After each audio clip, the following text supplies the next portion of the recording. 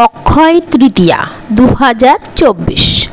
নমস্কার বন্ধুরা, ধর্মীয় ব্রতমালার নতুন একটি পর্বে আপনাদের সকলকে স্বাগত জানাই। আজকের পর্বে থাকবে অক্ষয় তৃতীয়া ব্রত কবে, জানবো তার দিনক্ষণ, সময়সূচি, গৃহপ্রবেশ, বিবাহ কি করা যাবে, পুজোর শুভ সময়, মুহূর্ত, বাড়িতে এই পুজো কিভাবে পালন করবেন।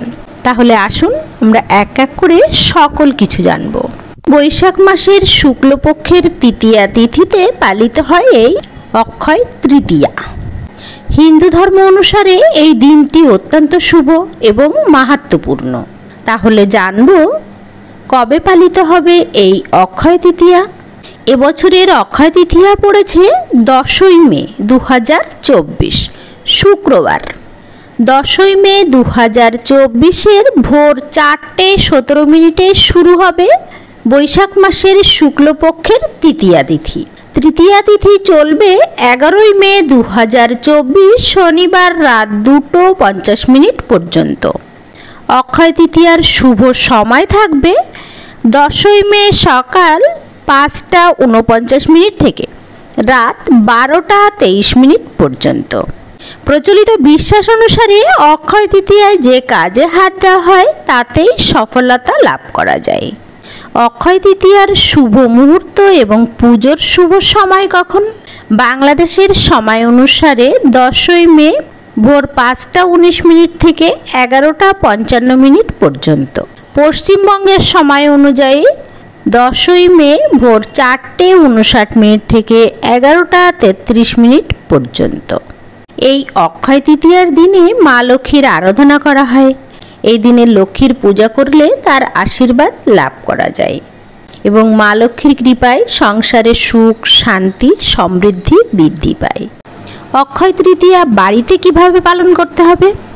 খুব ভোরে ঘুম থেকে উঠে পবিত্র নদী অথবা গৃহে স্নানাগারে 3 বার গঙ্গা গঙ্গা গঙ্গা উচ্চারণ করে স্নান করবেন। ভোর 3টে থেকে 6টার মধ্যে মঙ্গল আরতি করবেন। অধিক পরিমাণে হরিনাম জপ করবেন, হরিনাম কীর্তন করবেন। ভগবানের সেবা, পূজা অর্চনা, আরতি, ভোগ নিবেদন করবেন। আমিষ আহার বর্জন করবেন। তাছাড়াও চা, পান, কফি, বিড়ি, নেশাদ্রব্য বর্জন করবেন। উপবাসের আবশ্যকতা নেই, তবে চাইলে উপবাস থাকতে পারেন। ভগবানের জন্য ভক্তি সহকারে অন্ন, ব্যঞ্জনাদি, বিভিন্ন প্রকার মিষ্টান্ন তৈরি করে ভোগ নিবেদন করবেন। এই দিন ভগবানের শ্রীঅঙ্গে চন্দন লেপন করবেন। সকালে সপরিবারের সকলে ভগবানের চরণে তুলসীপত্র পুষ্প অর্পণ করবেন। তুলসীতে জলদান, তুলসীর সেবা প্রদক্ষিণ করবেন। শুদ্ধ ব্রাহ্মণ বৈষ্ণবদের ভোজন ও দান, অন্ন, বস্ত্র, জব দান করবেন। শাস্ত্র অধ্যয়ন করবেন। শ্রীমদ্ ভগবদ গীতা অধ্যয়ন করতে পারেন। যদিও অক্ষয় তৃতীয়ার সমস্ত দিনই শুভ, কিন্তু শুধুমাত্র এবছরের ক্ষেত্রে শুক্র দ্বারা অস্তযোগ থাকায় বিবাহ, দশবিধ সংস্কার, গৃহপ্রবেশ প্রভৃতি কার্যের তেমন শুভ নয়। কারো ক্ষেত্রে জরুরি হলে আপনার নিকটস্থ ব্রাহ্মণদের ডেকে হোমযজ্ঞ সম্পাদনের মাধ্যমে করতে পারেন, অথবা আষাঢ় মাসেও করতে পারবেন। এই শুক্রতারা বিধি শুধুমাত্র কার্যমণ্ডলী অনুষ্ঠানের জন্য, কিন্তু ভগবানের সেবা, পূজা, ভক্তিমূলক কার্য বিশেষভাবে করবেন। এছাড়াও ভারত, বাংলাদেশ, মধ্যপ্রাচ্য সহ এশিয়াতে 10ই মে সারাদিন তৃতীয়া তিথি থাকবে। অক্ষয় তৃতীয়ার মাহাত্ম্য কথা। একটি চলতি পৌরাণিক কথা অনুসারে বিষ্ণুর নবম অবতার কৃষ্ণ দ্বাপর যুগে জন্মগ্রহণ করেন মর্তে। তার সুদামা নামে এক দরিদ্র ব্রাহ্মণ বন্ধু ছিলেন। সুদামা একদিন ভুলবশত কৃষ্ণের সব খাবার খেয়ে ফেলেছিলেন। এরপর তিনি শ্রীকৃষ্ণকে খাবার দিতে এক মুঠো চাল নিয়ে তার ঘরে আসেন। তাকে খাওয়ানোর জন্য বন্ধু সুদামার এই আচরণে মুগ্ধ করেছিল শ্রীকৃষ্ণকে। এরপর শ্রীকৃষ্ণের আশীর্বাদে সুদামার সমস্ত দারিদ্র ঘুচে যায়। মনে করা হয় যেদিন এই ঘটনা ঘটেছিল সেদিন ছিল বৈশাখ মাসের শুক্লপক্ষের তৃতীয়া তিথি, তাই দিনটি বিশেষ শুভ দিন হিসাবে ধরা হয়। আবার এই পুজোর সঙ্গে জড়িত আছে কয়েকটি পুরাণের কথা। শোনা যায় মহাভারতে কৌরবদের কাছে পাশা খেলায় হেরে 12 বছরের জন্য বনবাস ও 1 বছরের জন্য অজ্ঞাতবাসে যেতে বাধ্য হয়েছিলেন পাণ্ডবরা। তাদের বনবাসে থাকার সময়ে ফের কৌরবদের চক্রান্তে মুনি দুর্বাসা তার শিষ্যদের নিয়ে এক রাতে পাণ্ডবদের আশ্রয় গ্রহণ করতে যান। কিন্তু সেই সময় তাদের ঘরে কোনো অন্ন ছিল না। ক্ষুধার্ত মুনি দুর্বাসা অভিশাপ দেবেন ভেবে ভয় পেয়ে যান পাণ্ডব ও দ্রৌপদী। ঠিক সেই সময় শ্রীকৃষ্ণ এসে হাড়ির তলায় লেগে থাকা একটি মাত্র চালের দানা খেয়ে নেন।